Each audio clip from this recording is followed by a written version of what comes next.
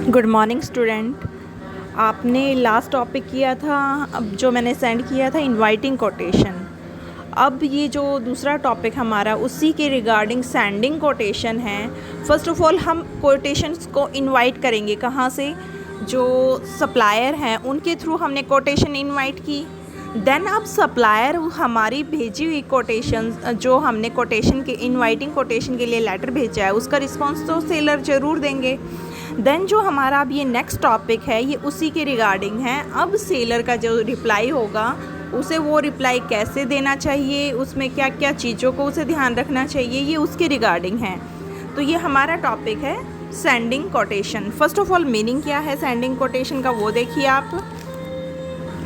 The supplier send his offer after he has received the inviting quotation letter. जो हमने उसे inviting quotation letter send किया है उसे रिसीव करने के बाद जो सप्लायर है वो अपना ऑफ़र किस तरह सेंड करता है।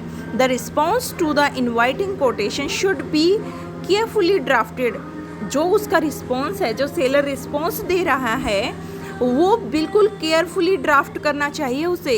And should fully take note of each item in the inquiry. और ईच आइटम की प्रॉपर इंफॉर्मेशन उसे कन्वे करनी चाहिए।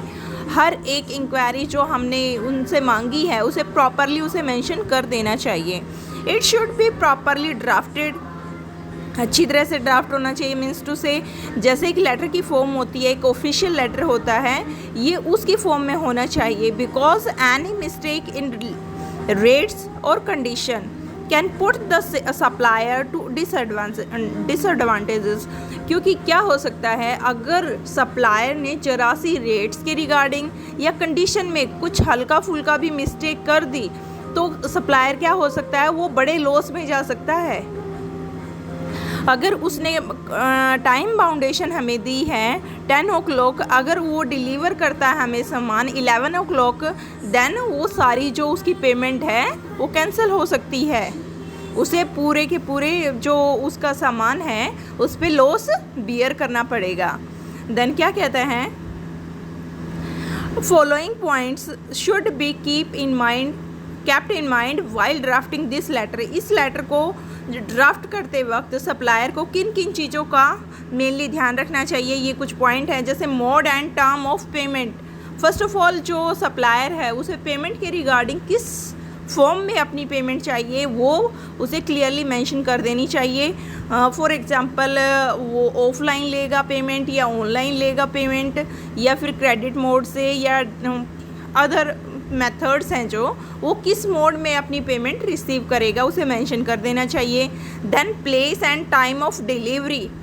जो उसके लिए टाइम सूटेबल है, जो हमने कोटेशन जो सेंड की है या फिर हमारे अकॉर्डिंग उसे प्रॉपरली पूरा का पूरा टाइम एंड प्लेस, कौन सी जगह पर किस टाइम तक वो हमारा जो ऑर्डर है वो डिलीवर करेगा उसे प्रॉपरली मेंशन कर देना चाहिए। देन नेक्स्ट है मेथड ऑफ ट्रांसपोर्ट सिस्टम। और उसे क्योंकि आपको पता है जो हमने ऑर्डर दिया है मे भी हो सकता है वो कुछ ऐसा सामान हो, सेंसिटिव हो, ज़्यादा मतलब वीक हो, ये इधर उधर से अगर रफली ट्रांसपोर्ट वो यूज़ करता है तो वो में भी टूट भी सकता है।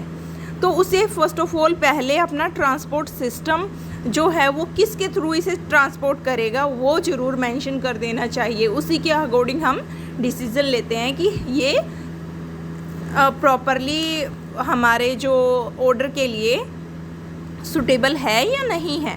देन नेक्स्ट पॉइंट है charges on account of sales tax, insurance and central tax. जो हमारे ऑर्डर पर उसे ट्रांसपोर्ट करने के बाद जो टैक्स लगते हैं वो टैक्स उनके रिगार्डिंग भी उसे प्रॉपरली पूरी इन्फॉर्मेशन मेंशन कर देनी चाहिए उसी सेंडिंग कोटेशन में, हमारी इनवाइटिंग कोटेशन के रिस्पॉन्स में। देन नेक्स्ट है हमारा पैकेजिंग एंड फॉरवर्डिंग चार्जेस। जो हमारा जो ऑर्डर है उसे वो प्रॉपरली पैकेजेस के थ्रू हमें डिलीवर करेगा। देन उसके भी कुछ एक्स्ट्रा चार्ज वो हमसे लेगा तो उसे भी वो उसी के साथ उसी लेटर में मेंशन कर देना चाहिए। बिकॉज़ अगर वो वहाँ पे मेंशन नहीं करेगा देन हम उसे वो चार्जेस पे नहीं करेंगे। तो उसकी रिगार्डिंग भी उसे लॉस हो सकता है अगर वो मेंशन नहीं करता। तो एक सेलर को, एक सप्लायर को जो कोटेशंस का रिप्लाई देना है, देन सेंडिंग कोटेशन, जो वो हमें कोटेशन भेजता है तो उसमें उसे ये सारी चीज़ें एकदम क्लियर फॉर्म में मेंशन कर देनी चाहिए।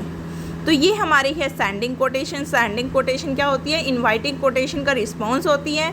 जो सप्लायर है, हमें कोई ऑर्डर लेना है तो उस ऑर्डर पर हमारा कितना चार्ज लगेगा, हमें कौन कौन सा चार्ज पे करना पड़ेगा, वो सारी इन्फॉर्मेशन वो हमें देता है। देन हम डिसीज़न लेते हैं कि हमें ये प्रोडक्ट, ये ऑर्डर कौन से सप्लायर से ख़रीदना है। जिस सप्लायर का हमें चीपेस्ट मीन्स टू से लो प्राइस लगेगा, एग्रीगेटली टोटली लो प्राइस लगेगा, देन हम उसे ऑर्डर प्लेस अपना करेंगे। फर्स्ट ऑफ ऑल आपने देखा होगा आपके उसमें फर्स्ट टॉपिक है इनवाइटिंग कोटेशन। हम first of all inviting quotations invite करते हैं, हम डिफरेंट सेलर्स को लेटर सेंड करते हैं। देन जो सेलर्स होते हैं वो हमें क्या होता है उसका रिप्लाई करते हैं, सभी सेलर रिप्लाई करते हैं, पूरा का पूरा अपना टोटली जो इतना चार्ज होता है वो एग्रीगेट करते हुए हमें सेंड करते हैं। देन हम सभी जो सेलर्स हैं उनकी कोटेशंस को कंपेयर करते हैं। देन जिसका लो होता है हम उसको, उसके बाद आपका नेक्स्ट टॉपिक होगा प्लेसिंग ऑर्डर, उसके बाद ही हम अपना ऑर्डर प्लेस करेंगे। ओके स्टूडेंट, ये आपका नेक्स्ट टॉपिक था। इसके बाद हम अपना नेक्स्ट टॉपिक जो मैं आपको सेंड कर चुकी हूँ उसकी एक्सप्लेनेशन करेंगे। तब तक आप इसे ये वाला टॉपिक अपना रिवाइज़ करें। अगर फिर भी किसी स्टूडेंट को कोई प्रॉब्लम है then ask to me. Okay, God bless you all.